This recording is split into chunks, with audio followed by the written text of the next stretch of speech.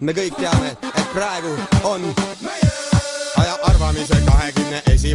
sajandi see enesest mõistetavad on me tänased rajad meelest läinud orjapidamine ja ühismajand teame millist tüüpi profülaktikat vaja aga mis tüüpi taktikat galaktikate sõjas supi saab ju keeta ainult praktika vajas elementaarne nagu seina kontakt sinu majas on see, et me oleme oma aja pojad igal ajal valitsevad omad arusaama tänane kreedo polnud eile üldse teema põhiseadus on sunnitud sõnu sööma või jälle hakatakse uut korda looma kuningas ei saa teha valesti kuni oma troonil veristub tema pead selguvad alles siis kui tal on kroon peast ära ju vagistud kuningas ei eksi mitte kunagi kuni oma troonil veristub tema pead saavad selgeks alles siis kui tal on kroon peast ära ju vagistud tere jälle, mina Roomi.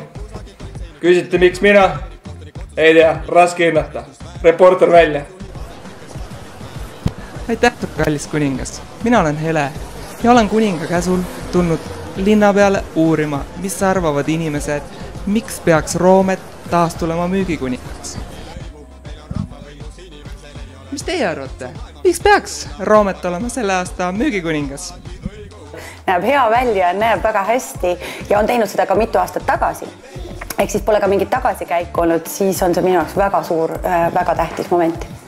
Ta on nii hea lendaja ja niivõrd meelekindel kütt, et ühe noka löögiga ta võib teha tervest, väga elujõulisest, täiskasvanud kukest endale õhtusöögi.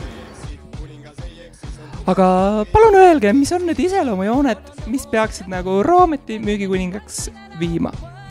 Särtsakus, emotsionaalsus, selline avatus ja kuulamine, tähelepanemine, virgeolek, tähelepanu osutamine. Ütleme, kui lühidalt kokku võtta, siis töökas ja tahtmist täise. Mõningal määral paljude naiste unistuste tüüp, selline romantiline, natukene uje, esteetlik, tagasihoidlik. Ja loomulikult ei saa küsimata jätta ka Saku õlletehase kõige tähtsamalt meelt härra Margus Kastenilt. Ta teeb ära 15 minutiga ühe inimese päevatöö. Rahvas on sõna öelnud, mida ma siin enam lisan.